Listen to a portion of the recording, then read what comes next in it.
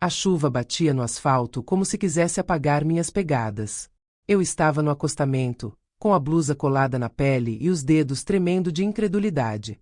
O carro já ia longe, e mesmo assim eu ainda via o vermelho das lanternas sumindo na noite. E eu estava completamente sozinha. A janela do passageiro desceu. A voz da minha nora saiu de dentro do carro como uma lâmina. Velha, lembra bem desta noite. Se você voltar a responder, vai acabar dormindo no lixo. Eu não gritei. Eu não xinguei. Eu só respirei, bem devagar, como quem costura um botão com a linha mais fina do mundo para não arrebentar. E naquele segundo eu entendi que, se eu reagisse com raiva, eu perderia. Mas se eu reagisse com calma, eu podia recuperar a minha vida. Se você está me ouvindo agora, comenta de onde você está assistindo e se inscreve na Afonso Story. Fica comigo até o final, porque 1 hora depois eles voltaram para me buscar, e o que viram naquela estrada deixou os dois congelados. Meu nome é Teresa. Tenho 63 anos. Fui costureira quase a vida inteira. Aprendi cedo que as pessoas dizem muito sem falar, pelo jeito que entram numa sala e pelo olhar que foge quando a mentira é grande. Eu sempre achei que esse dom me protegeria. Só que ninguém te ensina a se defender do próprio filho. Eu tenho 3 regras que eu carrego como oração. Eu não machuco ninguém. Eu não minto. Eu provo com fatos. E eu só faço justiça quando ninguém mais faz. Não porque eu seja melhor, mas porque eu já vi o que acontece quando a gente engole humilhação para manter a paz. A paz vira prisão. Daniel é meu único filho. Eu criei ele praticamente sozinha, trabalhando de dia e costurando à noite, com a máquina fazendo barulho enquanto a casa dormia. Quando ele era pequeno, eu prometi que ele nunca ia sentir vergonha de ser pobre. Eu achava que esse era o meu maior medo. Eu estava errada. Quando Daniel conheceu a Lúcia, eu tentei ser discreta. Eu virei aquela mãe que se controla para não dar palpite, para não ser a sogra chata. Eu elogiava, eu sorria, eu dizia que eles formavam um casal bonito. Por dentro, porém, algo me incomodava. Lúcia tinha um jeito de olhar para as coisas como se estivesse calculando o valor de cada uma. Até do afeto. No começo, ela parecia gentil. Trazia bolo, perguntava da minha saúde, dizia a senhora é como uma mãe para mim. Depois vinha a segunda parte, sempre. Uma frase pequena, dita com leveza, mas que ficava ecoando. Daniel, sua mãe é muito dramática, né? Ou então, quando eu lembrava de algo e ela não gostava. Teresa, tem certeza que lembra direito? Essa coisa da idade mexe com a memória. Eu engolia. Eu sorria. Eu me fazia de boba. Não porque eu não percebesse, mas porque eu tinha medo do silêncio. Medo de um dia olhar para o telefone e ver que ninguém ia ligar. Medo de perder o meu filho para uma mulher que tratava amor como contrato. Foi aí que a primeira peça do tabuleiro se encaixou. Daniel começou a pedir dinheiro. Ele não dizia empresta. Ele dizia mãe, me ajuda. Era sempre um motivo que parecia urgente e digno. O aluguel subiu. O carro deu problema. A gente quer guardar para o futuro. A Lúcia está ansiosa com as contas. Eu tinha uma reserva. Um colchão de dignidade, como eu chamava. Era o dinheiro para uma emergência, para um remédio caro, para não depender de ninguém. Só que quando um filho te olha nos olhos e diz que precisa, você não vê números. Você vê aquele menino que um dia correu para o seu colo com o joelho ralado. Eu a ajudei uma vez. Depois outra. Depois virou normal. E, quanto mais eu ajudava, mais Lúcia aparecia na minha casa, sorrindo, abraçando, observando. Teresa, onde a senhora guarda os documentos? Você já pensou em fazer testamento? Você confia em alguém além do Daniel? Eu respondia como quem não ouve. Dizia que estava tudo guardado, que depois eu via, que era cedo para pensar nisso. Mas eu sentia, no fundo do peito, que alguém estava abrindo gavetas dentro de mim. Na semana em que tudo aconteceu, eu acordei com uma sensação estranha. Nada estava faltando.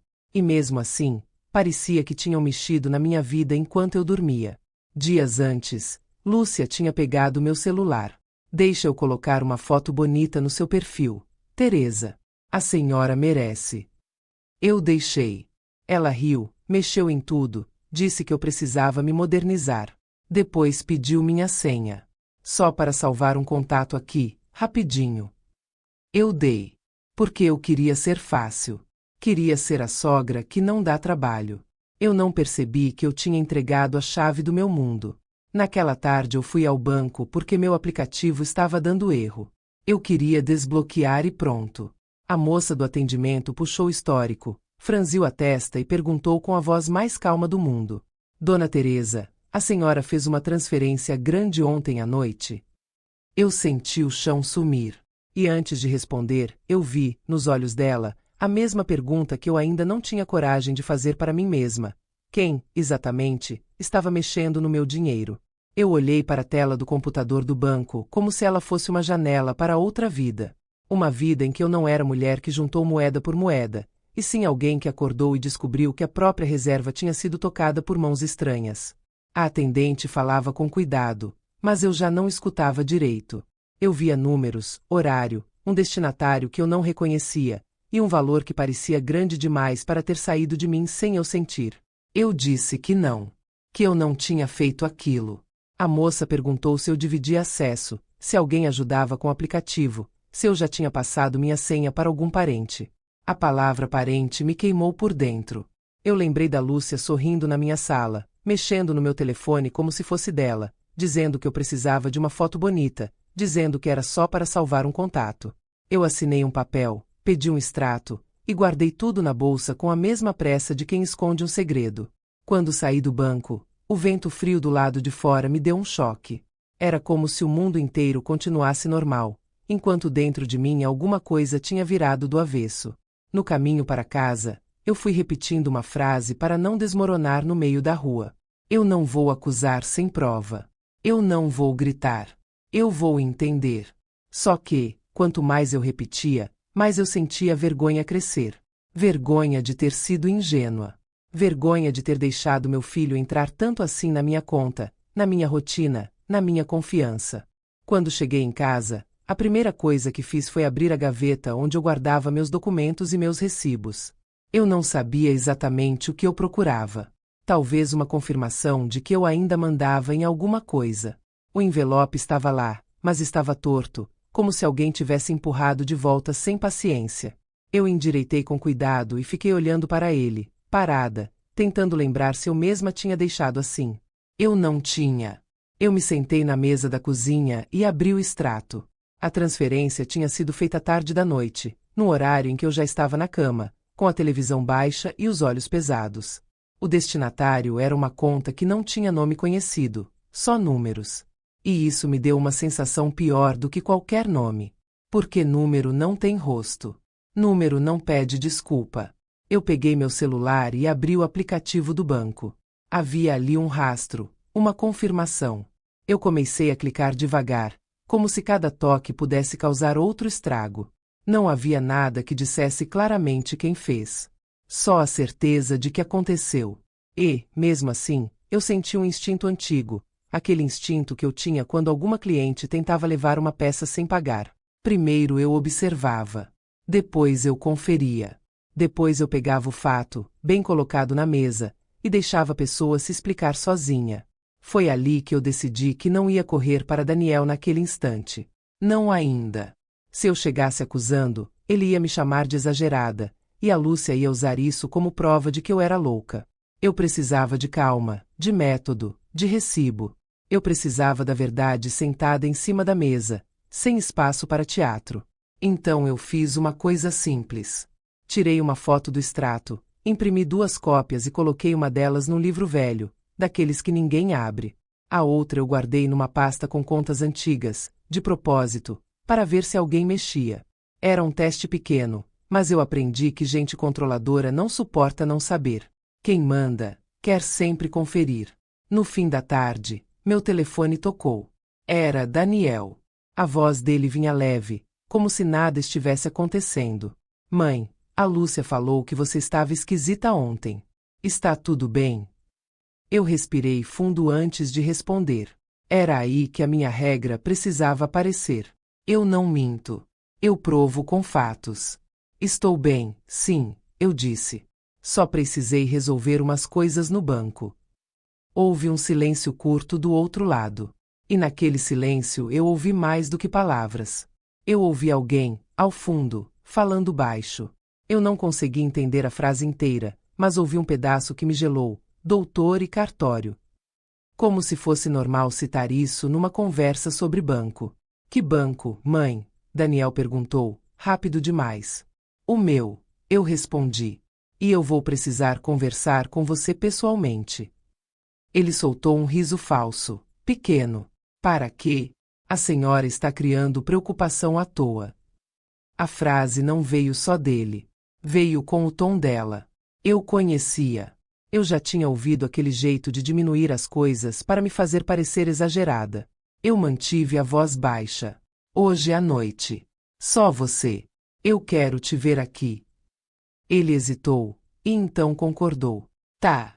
Eu vou. Mas sem drama. Quando desliguei, minhas mãos estavam frias.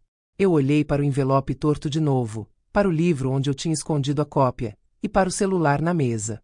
Eu não sabia se meu filho estava sendo usado, ou se ele estava usando a mim. E essa dúvida doía mais do que o dinheiro. Eu fui até a janela e fiquei olhando a rua, esperando um carro que eu não queria ver. Foi quando meu telefone vibrou mais uma vez. Uma notificação do banco apareceu, como um aviso atrasado. Nova tentativa de acesso. E o horário marcava exatamente aquele minuto. Eu senti o estômago afundar, porque eu estava sozinha em casa. Alguém, em algum lugar, me observava agora. Quando Daniel entrou na minha cozinha, eu já tinha o extrato em cima da mesa, como se fosse um prato servido. A luz amarela deixava o silêncio mais duro.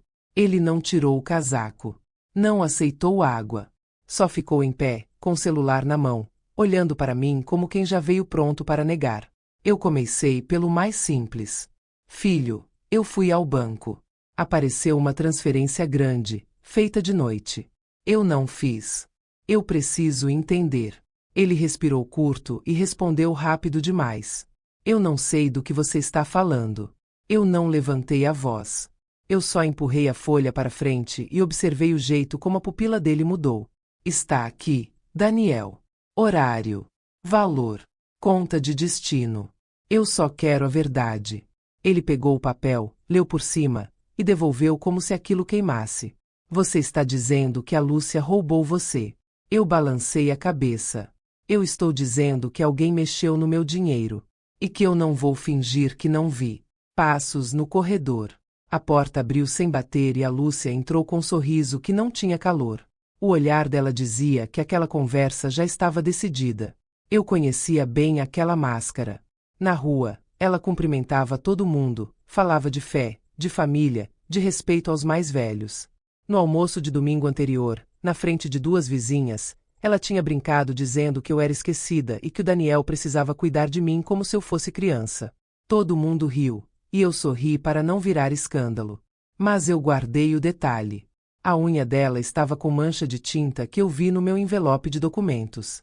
Eu sabia, ela disse. Eu sabia que você ia tentar destruir meu casamento. Daniel deu um passo e ficou entre nós dois, não como proteção, mas como barreira.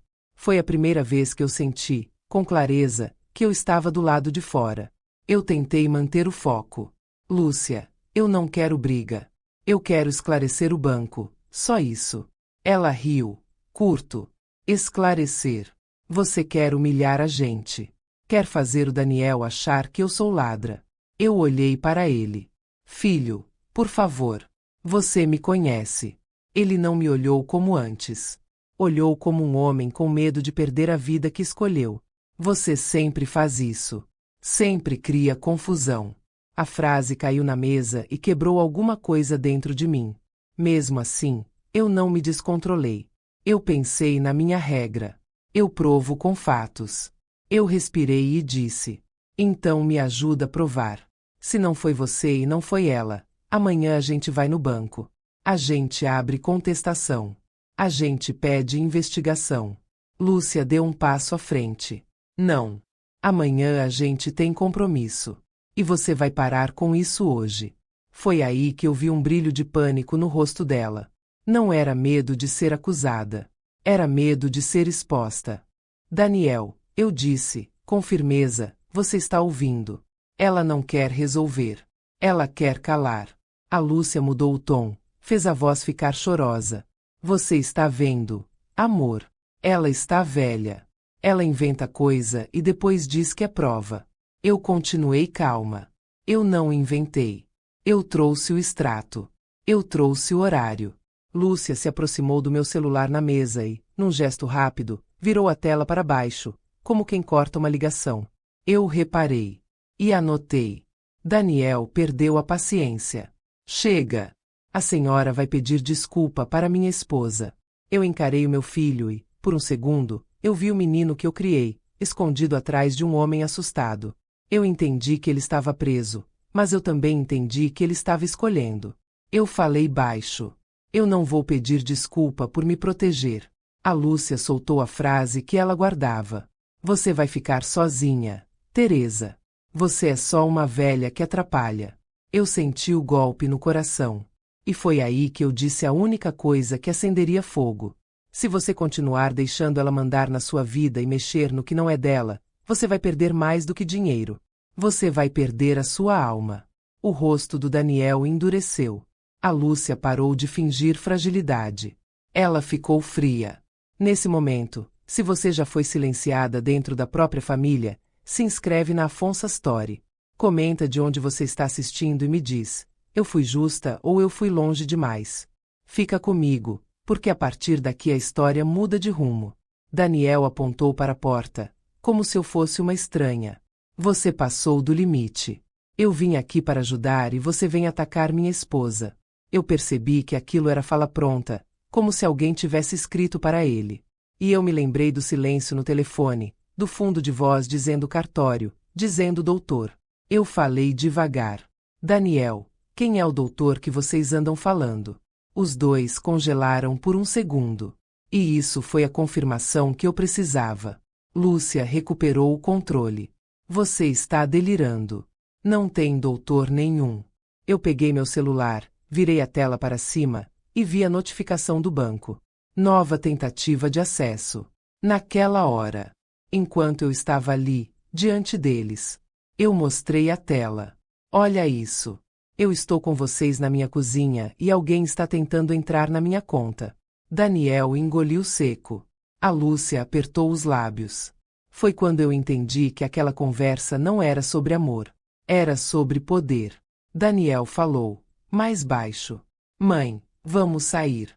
Eu te levo para casa. Depois a gente conversa com calma. O jeito como ele disse te levo me deu um arrepio. Não era cuidado. Era controle. Eu hesitei. E Lúcia sorriu de lado, como se já tivesse ganhado. Eu peguei o casaco, guardei o extrato na bolsa e, antes de fechar a porta, eu olhei para a pasta de contas onde eu tinha deixado outra cópia, de propósito. Ela estava fora do lugar. Alguém tinha mexido nela. E eu saí com a certeza de que eu não estava entrando no carro para ir para casa. Eu estava entrando no começo do pior capítulo da minha vida. Eu entrei no carro com o corpo tenso e a alma tentando fingir que existia carinho ali. A chuva tinha voltado a cair fina, e o vidro embaçado fazia as luzes da rua parecerem borrões, como se a cidade estivesse com os olhos cheios d'água. Daniel dirigia sem olhar para mim pelo retrovisor. Lúcia mexia no celular, polegar rápido, como se estivesse resolvendo algo urgente demais para reconhecer a minha presença. Eu tentei começar com o que era simples, porque eu ainda queria mesmo acreditar que a conversa tinha salvação. Filho, me leva para casa. Amanhã a gente vai ao banco. Com calma. Ele respondeu sem emoção. Você precisa de um tempo para pensar no que falou. Tempo para pensar. Aquilo soou como sentença. Eu olhei pela janela e reparei que ele não estava virando para o meu bairro. O caminho estava errado. Em vez das ruas conhecidas, ele pegou uma avenida mais larga, depois uma saída que levava para a estrada. Daniel, para onde você está indo? Ele apertou um pouco o volante. Você vai ver. Lúcia riu baixinho, sem virar o rosto. Ela sempre quer mandar em tudo, amor. Até no seu casamento. Eu senti um gosto metálico na boca. Eu não queria discutir de novo, mas eu também não podia ficar calada, porque meu silêncio era exatamente o que eles queriam. Eu só quero ir para casa. Lúcia finalmente virou para trás. O olhar dela era firme, como se ela estivesse falando com uma criança. Você vai aprender hoje. Porque toda vez que você abre a boca, você acha que tem o direito de controlar a nossa vida.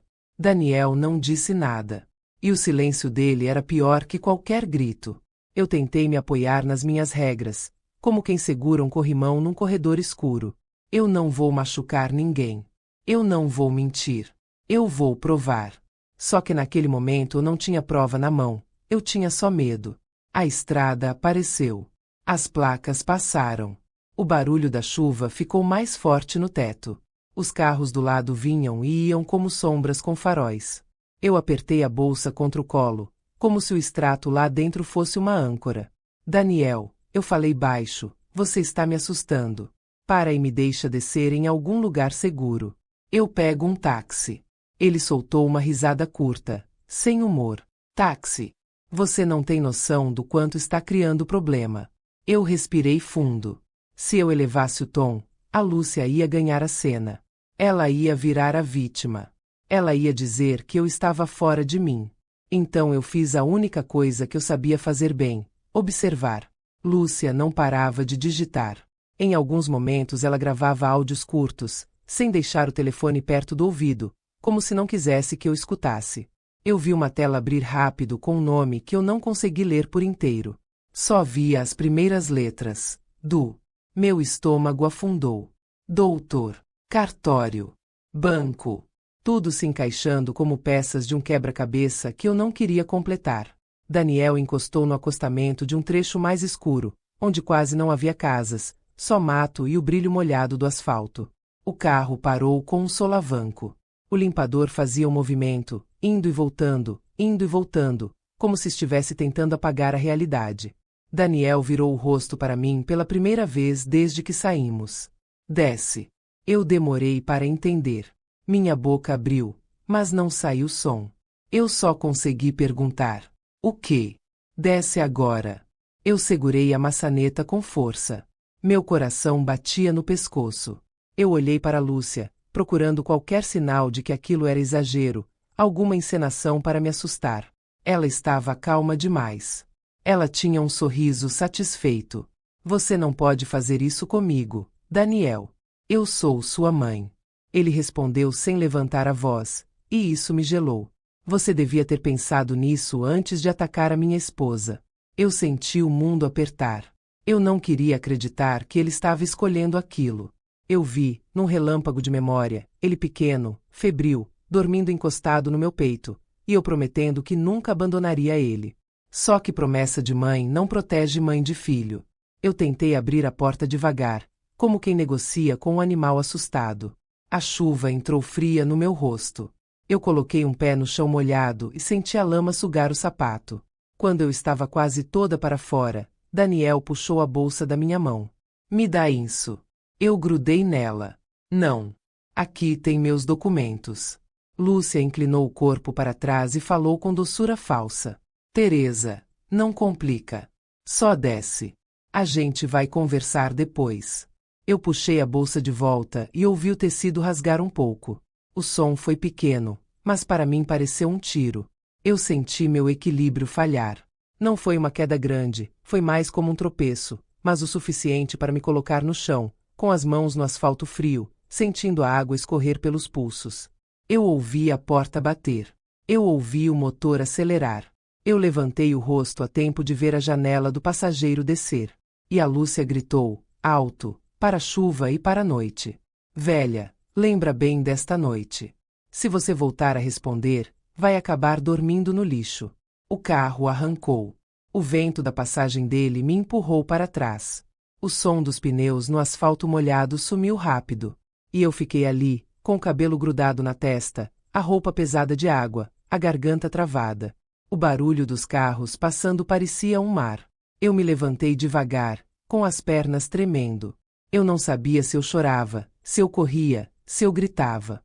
Eu só sabia que eu precisava me afastar da pista. Eu caminhei para o lado, tentando achar um ponto mais seguro, olhando para os faróis como quem olha para olhos de bicho no escuro. Foi quando eu senti uma coisa ainda pior que a humilhação. Eu senti um pensamento, claro como uma lâmina. Eles não voltaram porque se arrependeram. Eles voltaram porque perceberam que eu ainda tinha algo que eles precisavam. A chuva engrossou. A noite ficou mais fechada. E no meio do escuro, eu vi um brilho perto do mato, como se alguém tivesse deixado um pequeno pedaço de luz cair ali. Eu parei. Meu coração deu um salto. Eu dei um passo, depois outro, devagar, com medo de ser armadilha. E então eu vi um celular, com a tela acesa, vibrando na lama. A tela acesa tremia na água escura. Por um segundo eu achei que fosse imaginação, um reflexo de farol no mato, qualquer coisa que eu pudesse explicar. Mas o aparelho vibrou de novo, insistente, e o brilho azul recortou as gotas de chuva. Eu dei um passo, depois outro, com cuidado de quem pisa em vidro. Quando alcancei o celular, meus dedos estavam tão frios que quase não obedeceram. Eu levantei o aparelho da lama e senti a carcaça escorregar. A tela ainda respondia. O nome no topo me acertou como tapa. Lúcia. Aquilo me deu um impulso estranho, como se o medo ganhasse direção. Se aquele telefone tinha caído ali, significava uma coisa simples. Eles erraram. A primeira coisa que eu pensei foi: liga para alguém. Só que eu não queria ligar para a polícia sem ter certeza do que eu tinha nas mãos.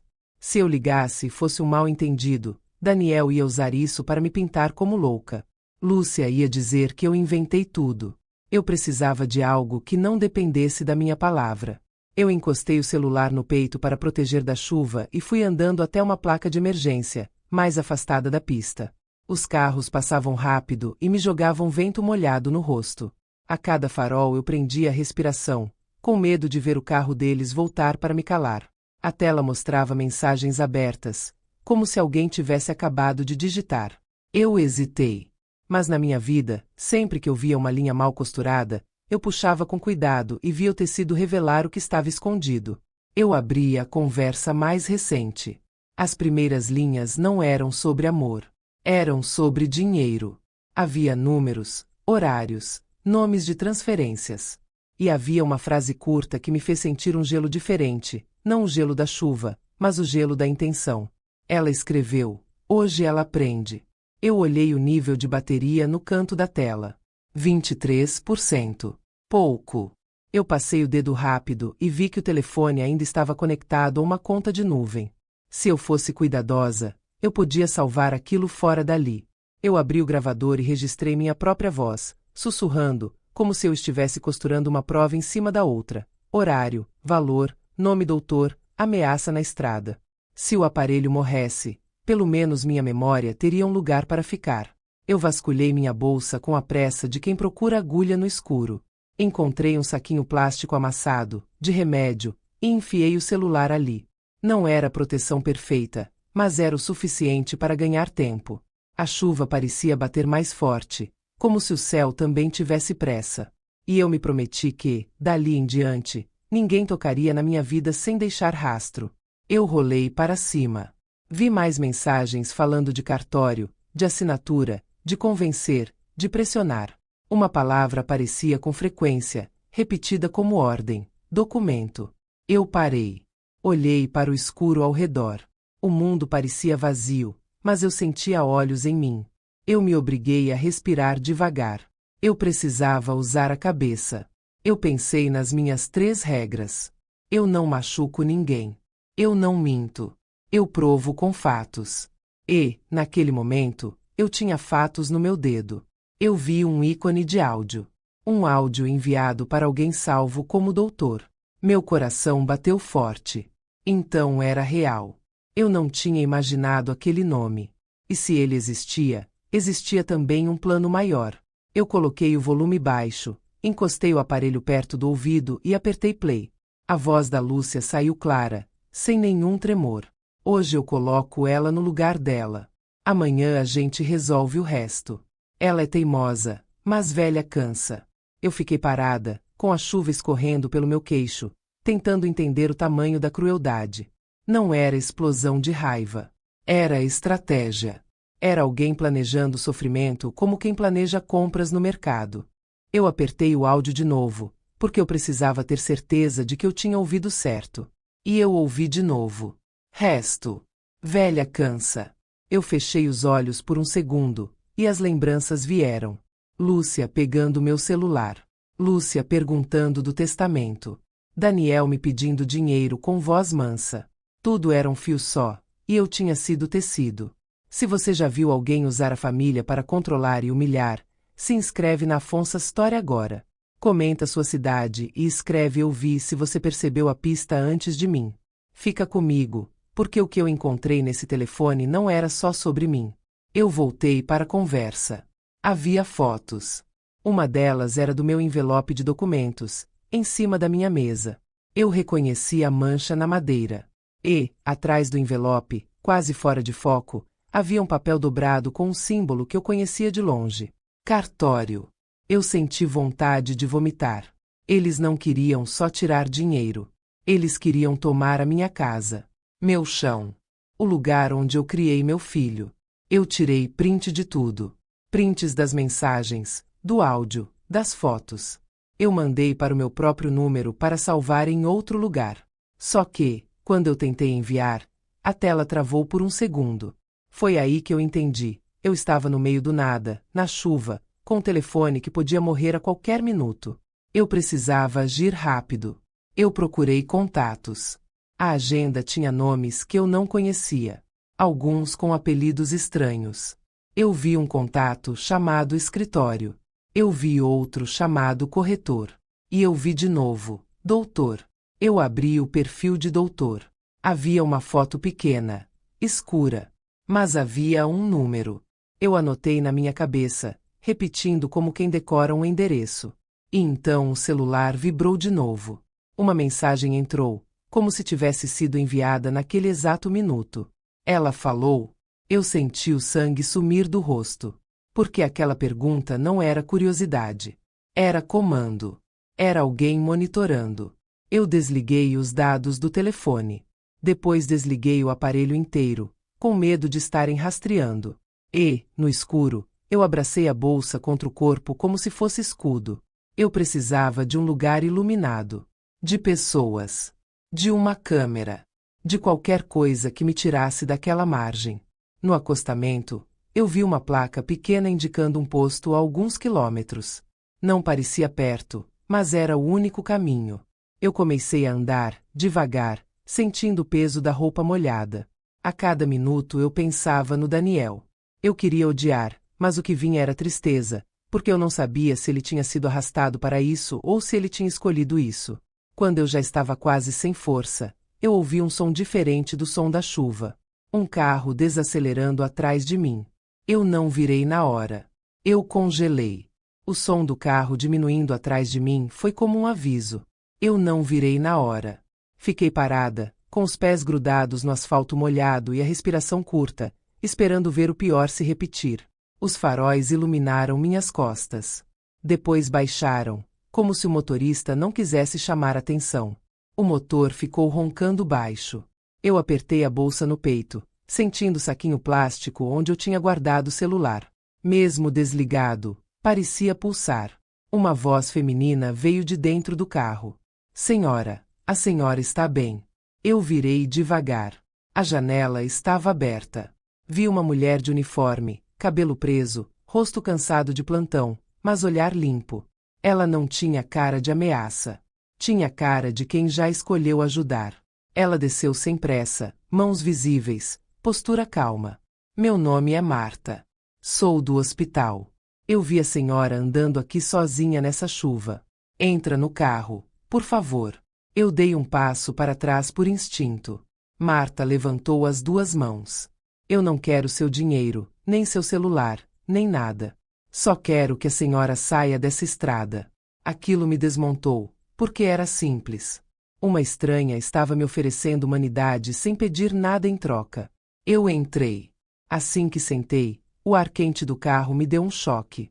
Minhas mãos tremiam tanto que eu mal fechei a porta. Marta pegou uma manta do banco de trás e colocou nos meus ombros. Respira. Primeiro respira. Eu respirei 3 vezes.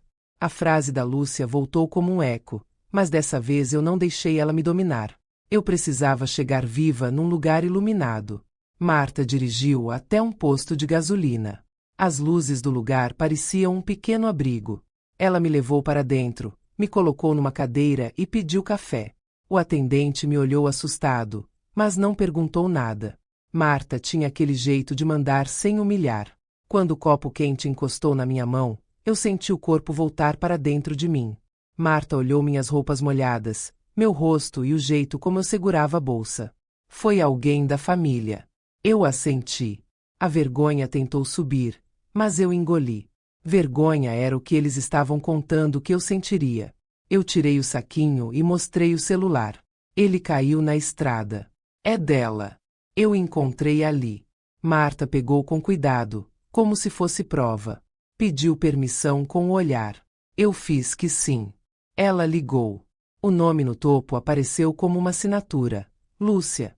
Marta começou a ler as mensagens. Vi o rosto dela mudar. Primeiro a tensão, depois choque, depois uma calma dura.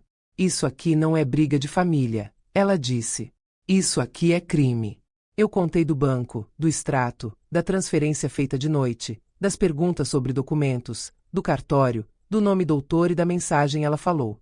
Eu falava com frases curtas, porque se eu entrasse em emoção demais eu me perdia. Marta não me interrompeu. Ela abriu as conversas, tirou fotos da tela com o próprio celular, salvou prints, anotou horários. Cada toque dela parecia colocar ordem no caos. Em seguida ela checou a bateria do aparelho e franziu a testa. Estava baixa. Marta conectou o telefone num carregador do posto e pediu ao atendente a senha do Wi-Fi. Ela enviou as fotos para o próprio e-mail e para o meu, ditando cada letra para eu repetir, para não haver erro. Depois limpou a tela e me fez confirmar os horários. Eu percebi um homem perto da prateleira fingindo escolher biscoito, mas olhando para nós tempo demais. Marta percebeu também e mudou a cadeira de lugar, para ficar de frente para a porta, perto do caixa, sob a câmera. Se você está comigo até aqui, se inscreve na Afonso Story. Comenta sua cidade e me diz, você teria coragem de denunciar alguém da família quando a sua vida está em jogo? Eu parei depois da pergunta, porque ela era minha ferida aberta. Eu ainda queria acreditar que Daniel estava apenas fraco. Só que eu estava ali, molhada, tremendo, porque ele escolheu me calar. Marta pediu toalhas de papel, ajudou a secar minhas mãos e colocou meu casaco perto do aquecedor do posto. Tudo parecia pequeno, mas para mim era um resgate. Ela abriu o contato do tal doutor e ficou encarando o número por alguns segundos. Esse número eu já vi, ela murmurou. De onde? Eu perguntei, com a voz falhando. Do hospital. Já vi casos assim. Gente que usa idoso como caixa eletrônico e depois tenta fazer a vítima parecer confusa. Eu olhei para o chão. Eu tinha sido treinada a aguentar calada. Agora eu via o preço disso. Marta voltou para as fotos e parou numa imagem. Aproximou a tela. Olha aqui. Era o meu envelope de documentos em cima da minha mesa. Atrás dele, quase fora de foco, um papel dobrado com o símbolo do cartório. O estômago afundou. Eles querem minha casa, eu sussurrei. Marta assentiu. E vão tentar te forçar a assinar alguma coisa. Doação, procuração, qualquer papel que te tire o chão. Eles contam com medo e cansaço. Cansaço. A palavra do áudio da Lúcia. Velha cansa. Eu senti raiva, limpa e fria. Marta pegou o celular dela e abriu o discador. Vou ligar para a polícia agora. Meu braço foi antes da minha cabeça. Eu segurei o pulso dela. E se eles vierem aqui? Marta me olhou firme. Aqui tem câmera, tem testemunha, tem registro. Se vierem, pior para eles. Ela discou. Enquanto a ligação chamava, o celular da Lúcia vibrou em cima da mesa, como se a noite quisesse me provocar. Uma notificação apareceu. Rascunho não enviado. Marta tocou na tela e eu vi a frase, curta, sem carinho nenhum. Ela vai assinar. Eu senti as pernas ficarem moles. Assinar o quê? Assinar que eu doava. Assinar que eu estava errada. Assinar que eu aceitava viver em silêncio. Alguém atendeu do outro lado. Marta falou com clareza, sem drama, só fato. Boa noite. Estou num posto na saída da estrada. Tenho aqui uma senhora que foi abandonada na pista por familiares. Encontramos um celular com mensagens e provas de ameaça e extorsão. Preciso de uma viatura. Ela desligou e segurou minha mão. Eles vêm. E você vai contar tudo do começo. Sem pedir desculpa por existir.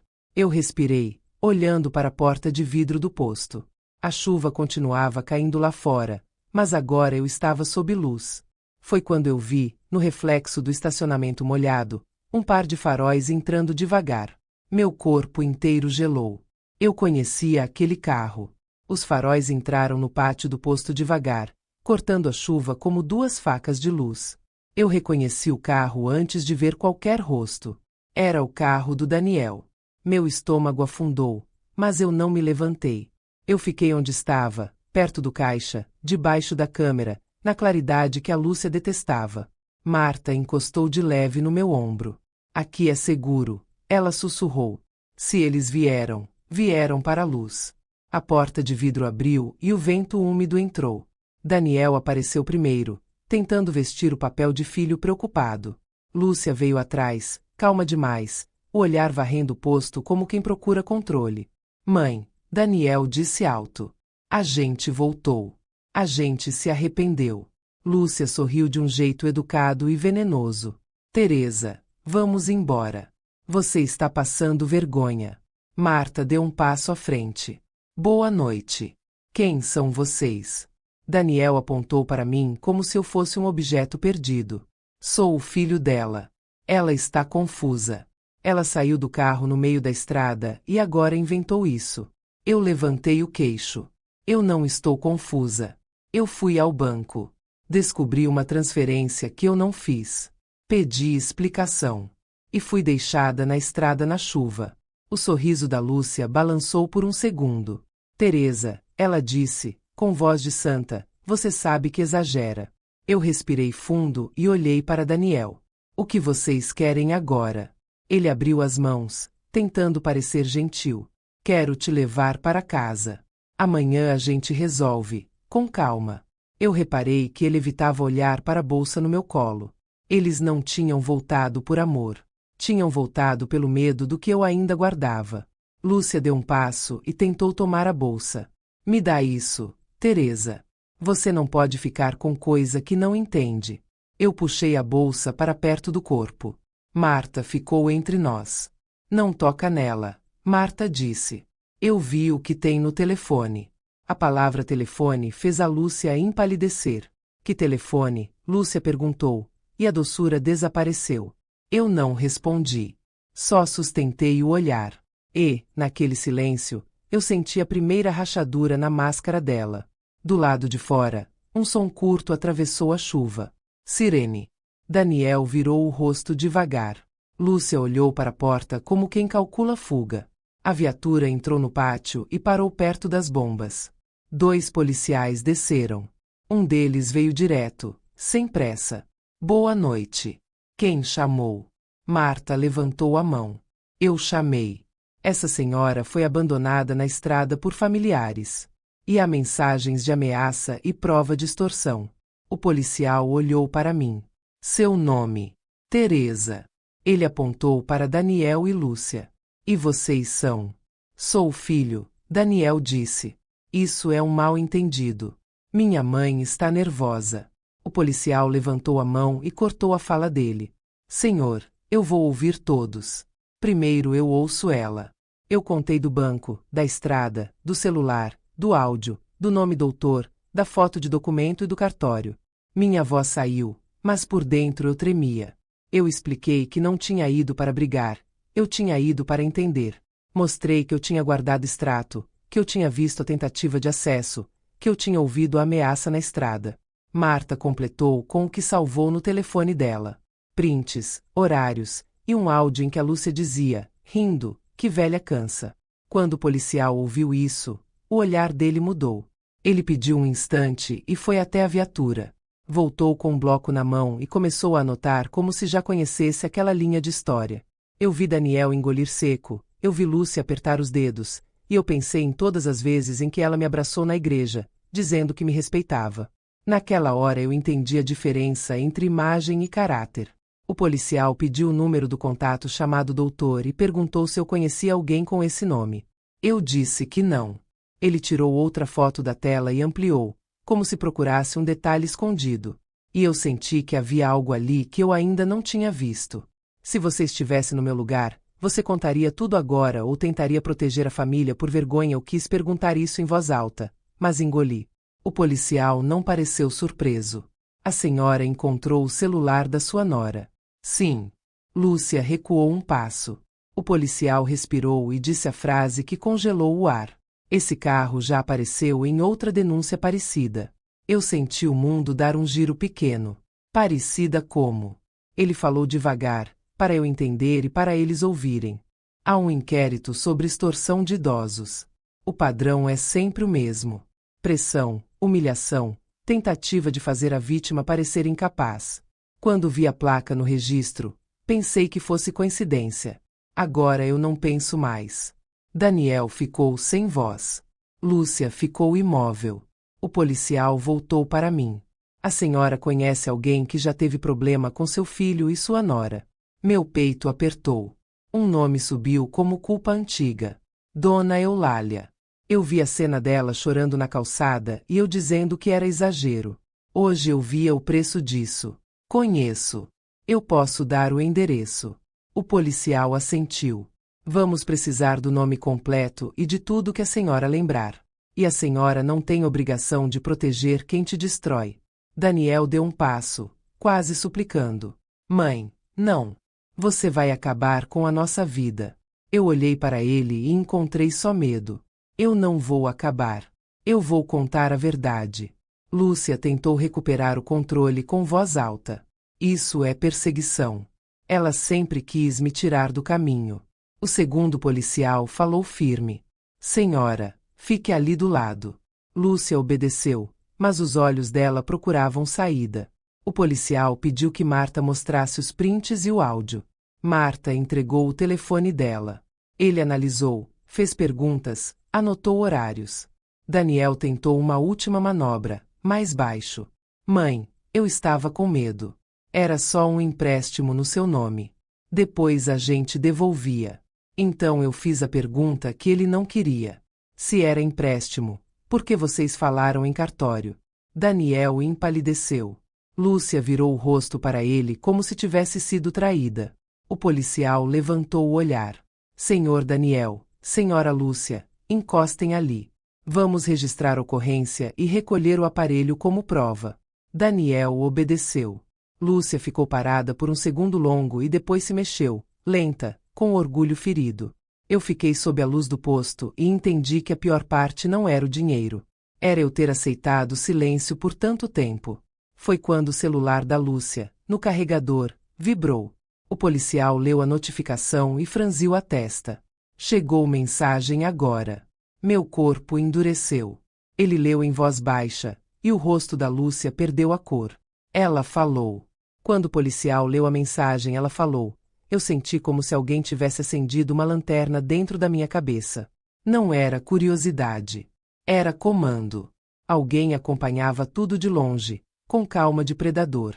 O policial segurou o celular como prova viva.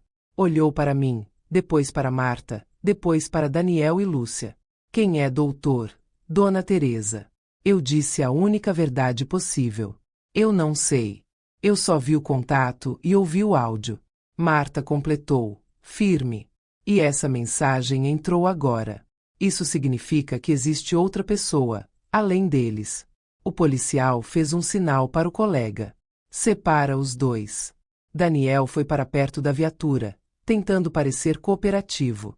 Lúcia ficou perto do balcão, a cabeça erguida, mas os dedos apertando a alça da bolsa como quem segura um segredo. Eu reparei na bolsa. Porque, quando alguém perde o controle, costuma-se agarrar à única coisa que ainda pode salvar. O policial voltou para mim. A senhora já viu esse número antes. Ele abriu os detalhes do contato. Eu olhei a sequência de dígitos e uma lembrança pequena, quase esquecida, me puxou pelo braço. Um cartão de visita caído na minha sala, semanas antes. Lúcia tinha deixado cair, e eu tinha guardado sem pensar. Eu reconheci o começo do número. Não pelo coração. Pela teimosia da minha memória quando sente perigo. Eu assenti. Já vi num cartão dela. Ela deixou cair lá em casa. O policial anotou e falou baixo. Então amanhã cedo a gente vai até sua casa com a senhora. Hoje a senhora não volta para lá. Lúcia ouviu não volta e soltou a voz, como se fosse dona do lugar. Isso é absurdo. Essa velha está inventando para separar meu marido da família. O policial não se moveu. Senhora. Silêncio. Daniel tentou falar comigo, com aquela voz quebrada que mistura culpa e medo. Mãe, foi um erro. A gente só precisava de dinheiro rápido. Eu ia devolver. Eu encarei meu filho. Doeu, mas eu não deixei a dor mandar. Então, por que ela falava em cartório? Ele travou. E, quando não há resposta, a verdade grita sozinha. O policial aproveitou o silêncio. Responda. Daniel engoliu seco. Era para organizar uns papéis. Facilitar as coisas. Eu falei, sem elevar o tom. Facilitar é com conversa. Não é jogando uma mãe na chuva. Marta apertou minha mão, como quem me lembrava que eu não estava mais sozinha. Se você está assistindo e já foi humilhada por quem devia te proteger, se inscreve na Afonso Story. Comenta sua cidade e me diz, qual foi o primeiro sinal de manipulação que você teria notado no meu lugar. O policial recolheu os prints e o áudio no telefone da Marta. Depois ligou para alguém do plantão e usou palavras que me deram arrepios. Inquérito, padrão, rede. Rede significa que tem mais gente. Significa que eu não era a primeira. Quando ele desligou, voltou para mim. Agora a senhora vai me contar sobre Dona Eulália. Tudo. Eu contei.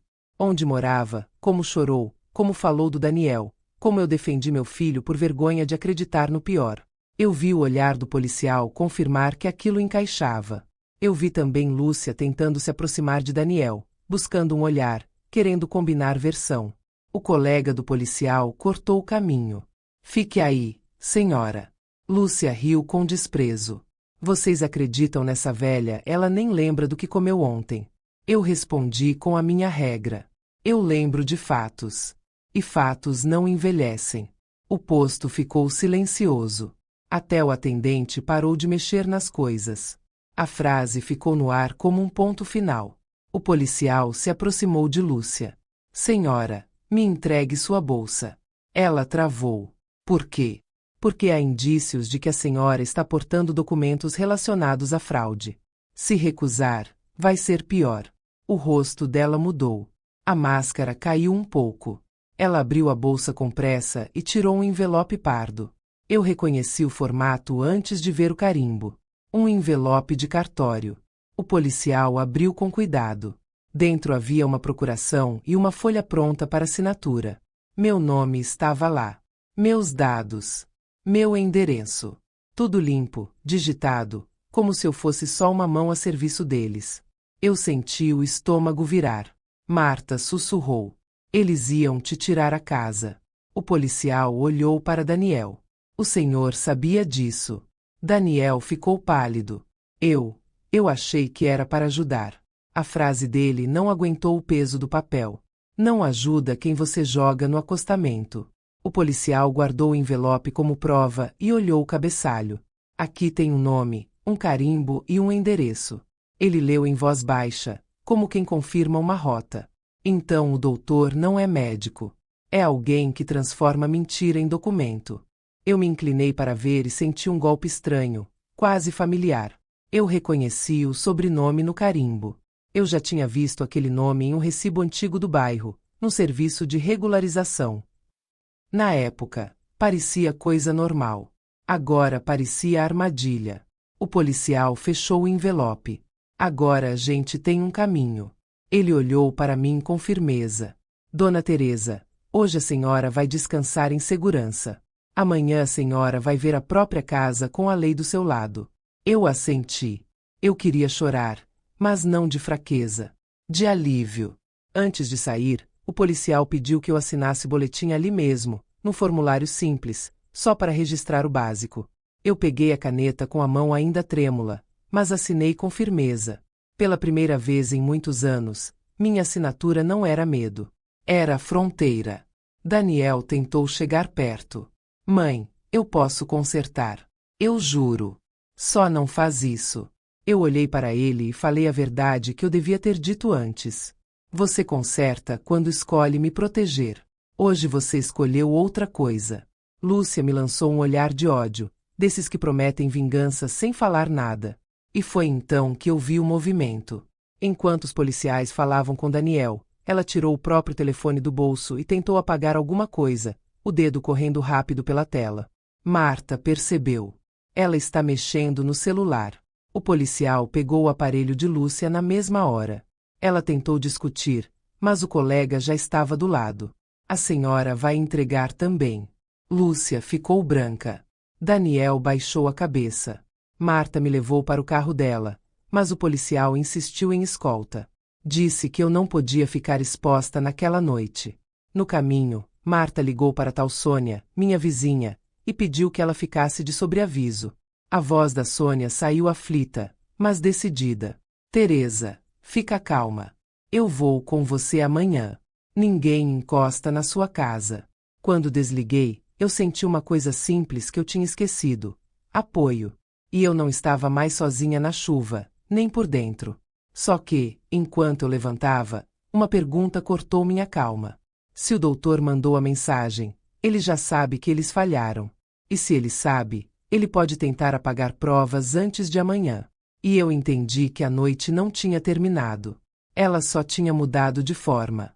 Eu achei que, depois da viatura e do envelope do cartório, eu finalmente poderia respirar.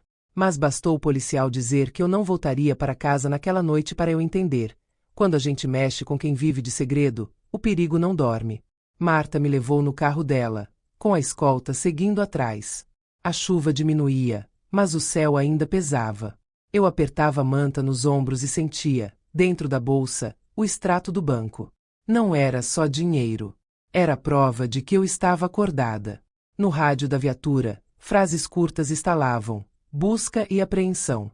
Eu não sabia se era para minha casa ou para o tal escritório. Eu só sabia que o tal doutor, quem quer que fosse, já tinha recebido a mensagem. Ela falou. Chegamos na casa da Marta. Era simples, com luz acesa na varanda. Ela me colocou para dentro, ligou o aquecedor e me deu uma blusa seca. Eu quis recusar para não incomodar, mas eu estava cansada de viver como peso. Enquanto eu aquecia as mãos numa caneca de chá, o celular da Marta vibrou. Era a minha vizinha, Sônia.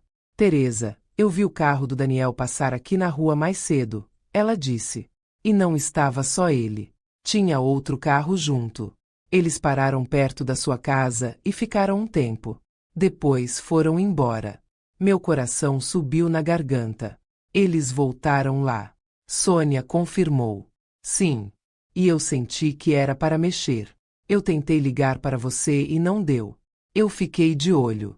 A resposta veio inteira, sem piedade: apagar provas. Marta pegou as chaves. A gente vai agora. Antes que amanheça. A viatura aceitou acompanhar. Sônia esperava na calçada quando chegamos. Ela me abraçou como quem me devolve ao chão. Eu quase chorei, mas guardei para depois. A porta estava fechada, porém a fechadura tinha um risco novo. O tapete, que eu sempre deixava alinhado, estava torto. Entramos. Tudo parecia normal no primeiro olhar. Só que eu conhecia minha casa como eu conhecia minhas mãos. Havia cheiro de limpeza forte, como se alguém tivesse lavado a cena. Eu fui direto para a gaveta dos documentos. O envelope estava lá. Mas não era o envelope certo. Era parecido, só que as dobras não eram minhas. Eu abri. Dentro havia papéis aleatórios. Os documentos da casa não estavam. O policial anotou. Sumiram documentos pessoais. Sim, eu disse. E ninguém troca envelope por carinho. Sônia apontou para a prateleira. Teresa, o quadro está torto. Não era quadro. Era um porta-retrato do Daniel criança. Eu tirei e vi um buraco pequeno atrás. Dentro, um saquinho plástico. Eu abri com cuidado. Ali estava a cópia do extrato que eu tinha escondido, dobrada, e um bilhete. A letra era firme, elegante, quase bonita. Não era a letra da Lúcia. O bilhete dizia: deixe isso quieto. Assine e tudo acaba. Minhas pernas ficaram moles. Marta pegou o papel com luva. O policial fotografou. Então eles entraram aqui, o policial disse. E deixaram recado. Sônia olhou para a cozinha. Teresa, o açúcar está no lugar errado. Eu fui ao armário. O pote estava deslocado por um detalhe mínimo. Eu abri e encontrei algo duro no fundo, enrolado em papel. Um pendrive. Eu encarei Marta. Ela encarou o policial. Ninguém falou por 2 segundos. Só a chuva batendo fraca na janela. O policial colocou o pendrive num saco de evidência. Isso pode ser lista. Pode ser planilha. Pode ser a rede. O policial pediu que eu descrevesse, com calma, como eu escondia meus papéis, onde eu guardava senhas, quem tinha chave. Eu respondi tudo, sentindo a vergonha tentar me dominar, mas eu empurrei para o lado. Vergonha não paga conta e não devolve casa. Marta perguntou se eu tinha algum lugar extra, algum esconderijo antigo. Eu lembrei do meu hábito de costureira. Eu sempre guardava cópias em lugares improváveis, como quem faz bainha dupla para não desfiar. Eu fui até o armário e puxei uma caixa de linhas. Dentro, entre carretéis, estava um cartão amassado que eu nem lembrava mais. Um cartão de regularização e documentação, deixado meses atrás por um homem que a Lúcia disse ser de confiança. No verso, um número. Eu mostrei ao policial. Ele comparou com o contato doutor no celular recolhido. É o mesmo começo, ele disse. Não é coincidência. Sônia ficou pálida. Então tinha alguém entrando na sua vida fazia tempo. Eu assenti. E pela primeira vez eu entendi a estratégia deles. Entrar devagar, sorrindo, como visita. Depois virar rotina. Depois virar ordem. Lá fora, um carro passou devagar na rua e reduziu perto da minha janela. Eu congelei. O policial apagou a lanterna e fez sinal para todos ficarem quietos. O carro ficou parado por alguns segundos e depois seguiu. Eu não vi placa. Só vi o contorno escuro, como uma sombra olhando minha casa de volta. O policial anotou o horário. Se voltarem, a senhora não abre. A senhora liga. Eu respirei fundo e percebi o quanto eu tinha vivido sem pedir ajuda, como se pedir fosse fraqueza. Naquela noite eu não podia mais bancar a Forte sozinha. Forte, agora, era aceitar proteção. Marta segurou minha mão e disse que eu não precisava provar nada para ninguém. Eu só precisava sobreviver e falar até o fim. Meu peito apertou. Se existia rede, existiam outras Teresas. Outras mães tratadas como caixa e depois descartadas. Eu sentei na cadeira da cozinha e fechei os olhos. Lembrei de detalhes que eu tinha ignorado. Um técnico que olhou demais para minha sala. Um papel simples que Daniel quis que eu assinasse sem ler.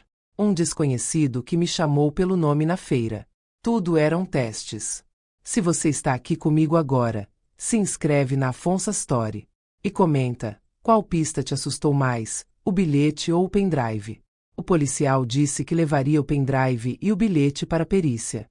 Avisou que eu não deveria ligar computador nem mexer em nada até a equipe voltar. Quando a viatura saiu, o silêncio ficou grande. Eu olhei para o porta-retrato do Daniel e senti uma dor que parecia luto.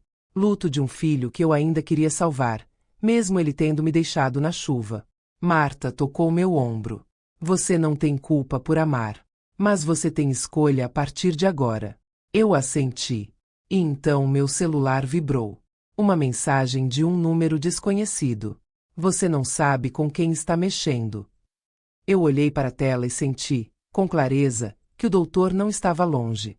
Ele estava falando comigo. A mensagem "Você não sabe com quem está mexendo" ficou acesa na minha tela como um olho aberto. Eu não respondi. Eu apenas mostrei para Marta e respirei devagar, lembrando das minhas regras. Eu não machuco ninguém. Eu não minto. Eu provo com fatos. Marta ligou para o policial do plantão e colocou no viva voz. Eu ouvi a voz dele, firme, sem susto. Dona Teresa, não apague nada. Guarde essa mensagem. Vamos registrar como ameaça e pedir medida de proteção. A senhora não está sozinha. Na manhã seguinte, o céu acordou cinza, mas a chuva tinha ido embora. Eu fui com Marta e Sônia até a delegacia. Minhas roupas ainda tinham cheiro de posto, e eu me senti estranha entrando ali, como se eu estivesse invadindo um lugar de gente importante. Só que naquele dia eu não ia pedir licença para existir. O escrivão pediu que eu contasse tudo de novo. Eu contei, do banco até o acostamento, do telefone na lama até o bilhete atrás do porta-retrato. Entreguei a mensagem de ameaça. Entreguei o número. Entreguei o cartão amassado. Cada detalhe foi virando linha num tecido maior, e eu percebi que minha história não era uma exceção. Era padrão. O delegado entrou na sala com uma pasta e disse que o pendrive tinha aberto uma porta feia. Havia uma planilha com nomes, valores, endereços e uma coluna chamada pressão. Eu ouvi aquela palavra e senti a garganta fechar. Eles chamavam o que fizeram comigo de método. Um dos nomes na lista era Dona Eulália. Eu fechei os olhos, com vergonha e raiva misturadas. Marta apertou minha mão. Sônia chorou baixinho. Então o policial mostrou outra coisa. Um arquivo de áudio, gravado de um número salvo como doutor. A voz era masculina, calma, treinada para mandar sem gritar. Não assusta demais. Humilha. Ela assina pelo cansaço. Se ela falar, você sabe o que fazer.